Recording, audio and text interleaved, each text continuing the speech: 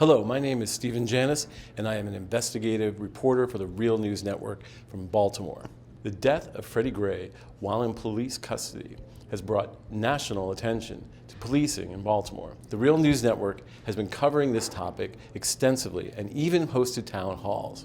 Part of that coverage includes a series we call The True Toll of Policing in Baltimore, where we talk to people who have experienced the consequences of aggressive law enforcement firsthand. One of them was just 7 years old when he was arrested by Baltimore police, and it's how he was treated and why he was arrested in the first place that reveals how much of the problem with policing in Baltimore is deeply rooted in the past. Gerard Mungo had just turned 7 when he was arrested by the Baltimore City Police for allegedly riding a dirt bike. He was handcuffed and booked and even questioned, an arrest that made international headlines and prompted criticism from then Mayor Sheila Dixon. Later, it was revealed during a lawsuit that the arrest was retaliation for his mother calling a supervisor to complain that his dirt bike was confiscated. Today, Gerard and his mother, Lakeisha Dinkin, joins us to discuss this encounter with police and how he has fared since. Thank you for joining me, both of you. I appreciate it. Thank you for having us. And I appreciate you talking about it. So first, let's start with you, Gerard. How are you doing, and what's going on with your life now? I'm doing fine. I hear you're like a basketball star? Yeah.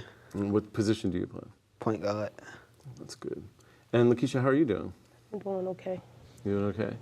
So I want to ask you, both about, looking back 7 years on what happened. It was a traumatic incident for you, and maybe, Gerard, if you feel like discussing it, what you remember and how you feel about what happened to you then.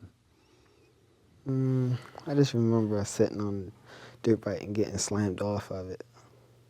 And what did you think at the time, about that and what happened? What was happening, what's going on.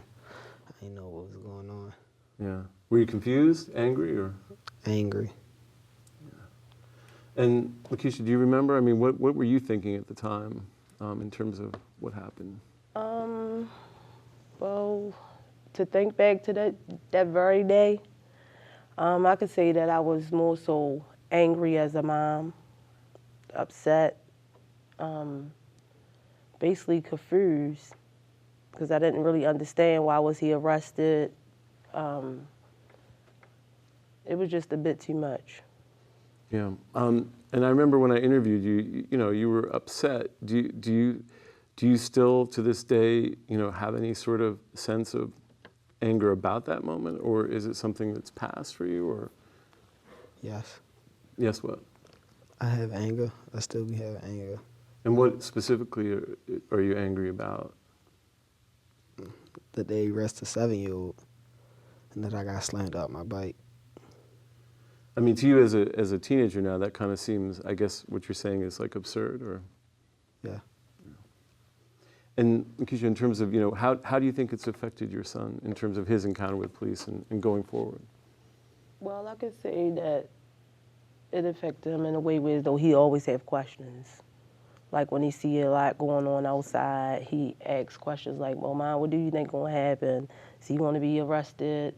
Will he get a fair trial if he go to court? He have a lot of questions from this, how can I say it? This incident that scarred him for life. And do you believe it's scarred him for life? Yes.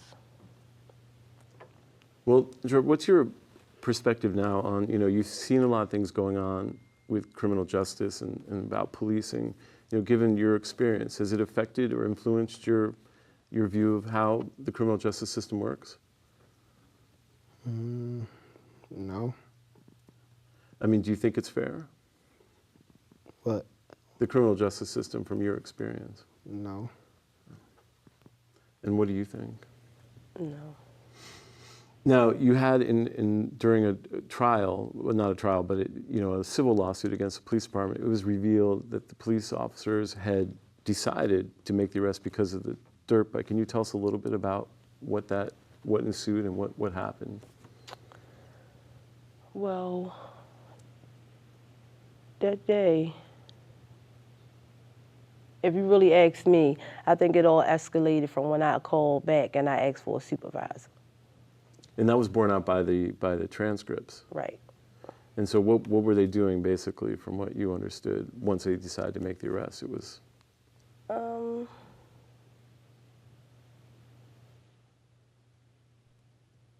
I think it was observed. I mean, did you ever, in terms of your lawsuit, do you feel like, you got justice from that, or why not? No, for one, I don't think that we had a fair trial. I think if it happened in the city, it should have stayed in the city. Because it was moved because because they felt the publicity was too much. Right. And were you, or at all, either of you surprised by the publicity that this arrest got? I mean, was it surprising to you? It was very surprising. I didn't know that it was going to get this, blown out of proportion the way that they did. Yeah. Well, I mean, it was, I think, partially because an arrest like that was so unusual to arrest a 7-year-old. The rest of the world viewed it as a very unusual event. But here in Baltimore, it had sort of how did people perceive it? What kind of feedback did you get, or not feedback, but what did you hear after the publicity and after the story became big? It was a lot of stories, negative. It was people that said they was praying for us.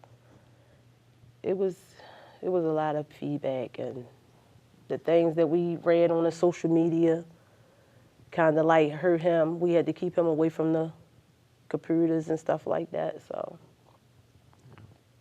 So now, going forward, Jordan, you now are quite a basketball star. Tell us a little bit about that. Yeah, I'm topping out country. Really? Wow. Yeah. In what position, and what do you? Point guard. Point guard. And what is it from scoring points, or what makes you top? Just being a good ball player, teammate, encouraging others. What do you like about basketball? It's fun.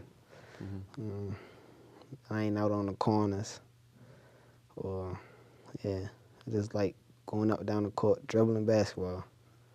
Does it allow you some sort of, like, I guess, escape from some of the realities of, what you have to deal with? Yeah. How hard is it for someone your age, growing up in Baltimore, how hard is it to, keep safe and to have a good life? It's hard. It's real hard. Any time of the day you can walk outside and get robbed or anything. And do you feel like you have, in terms of a trust with police, that if something happened to you, you would be helped, or? No. So there's still some mistrust there based on what occurred. How do you deal with that? Go to the basketball gym. Stay from outside. That's about it. So focus on the sport, hopefully, in some sense.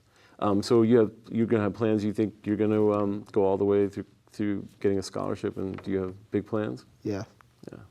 Well, I'm sure everybody in the city is rooting for you. What do you think? Is he going to be a star? Oh yeah, without a doubt. As long as I have air in my body, I'm gonna make sure he accomplishes goal.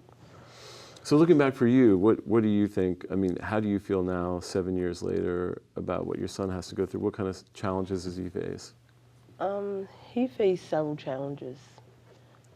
I try to stay, I'm not gonna say I'll try to be hard on him, but I try to more so have more communication with him, talk to him and let him know what the real world is like. So. Well, I appreciate both of you joining me. Gerard, thank you for joining us here. You're welcome. And Lakeisha, thank you for joining us. You're welcome. Thank you for having us. Yeah, thanks for being willing to talk about this. I know it's a painful chapter in your lives, and but I think it will be helpful to people trying to understand that policing is a multifaceted process, to say the least. My name is Stephen Janis, and I'm reporting for the Real News Network in Baltimore. Thank you.